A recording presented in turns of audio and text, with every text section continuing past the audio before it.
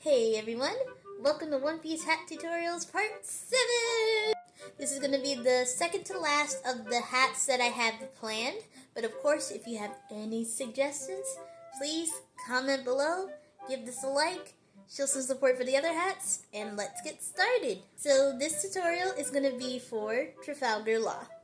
Now, I've seen a few tutorials that I do like the way the builds are. A lot of people tend to just take a regular baseball cap or a skull cap with the brim on the front to get the hat started. But I wanted to see different methods of how they do the puff of the top of his hat. So that's what we're going to work with today. To get the maximum amount of puffage, what I'm going to do before even trying on the hat, we're going to put the hat on a foam head, and then we're going to be filling in the rest of the spacing because foam heads tend to be very small than a regular human head. We're going to fill the back of this with either paper or plastic bags, just something to fill up this area so the hat can stretch out as far as possible.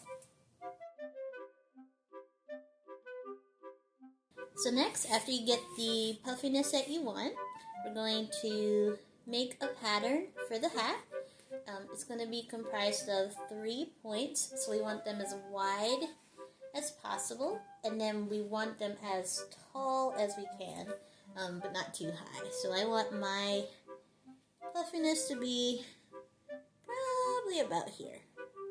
I don't know how much this is, but I'm assuming at least 5 inches above the head.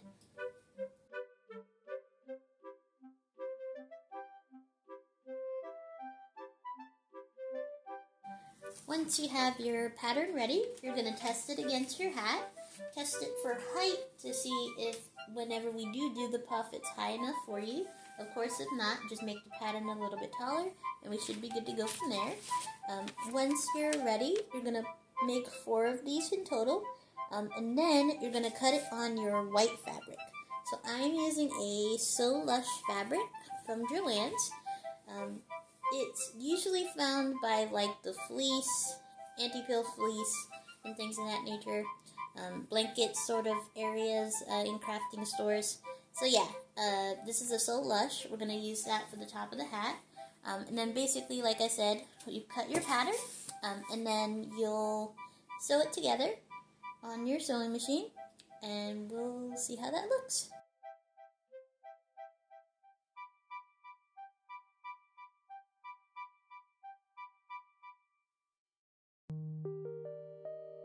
So this is the fabric all sewn together.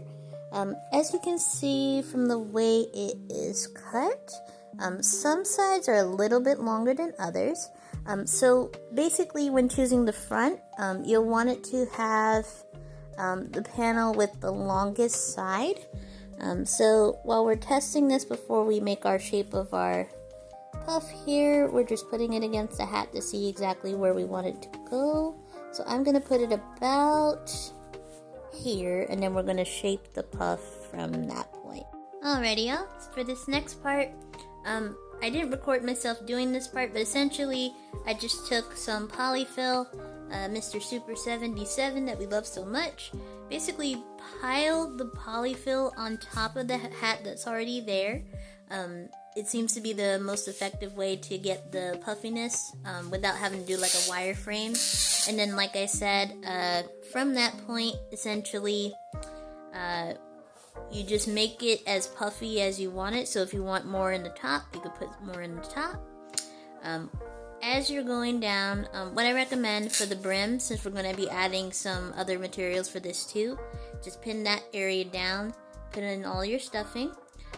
Once you're finished, you put the fabric over the top. For underneath, I recommend sewing, not gluing, because glue has the potential to reheat and reactivate and come apart. So what we're going to do after we get everything settled, you're going to take the hat, put it under the sewing machine or do it by hand, sew it to the bottom of here, make sure you don't miss any holes, and we'll go to the brim next. This is the hat so far. Super proud. So lastly, we're going to do the brim and the dots. So the dots, I'm actually going to find some leopard print patterns from Cricut, and we're going to just basically iron on all the dots there. You can also just draw them by hand straight onto the fabric if you want. For the brim, we're going to use some high density foam. This is a 1-inch size, so you can cut this by scissors. But I also recommend using a heated craft knife like this to get any, basically to make this as slick as possible. All you're essentially doing is with your piece, you're going to cut, I believe it's like a 7 or 8 inch line for your brim to fit inside. You'll slide it over and then basically just trim around the edges. I would recommend with the craft knife using the edges to cut it, and then you'll put some more of the same white fabric on top to make it blend.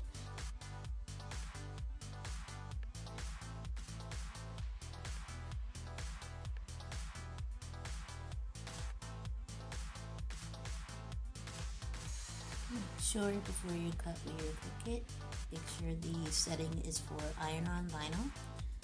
You'll want the mirror on, so that way when you iron, it'll have the spots in the right direction.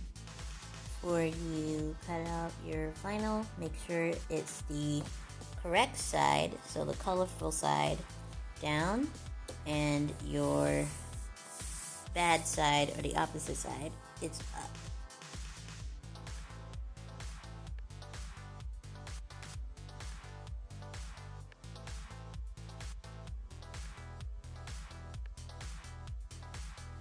And this is what the hat looks like all put together.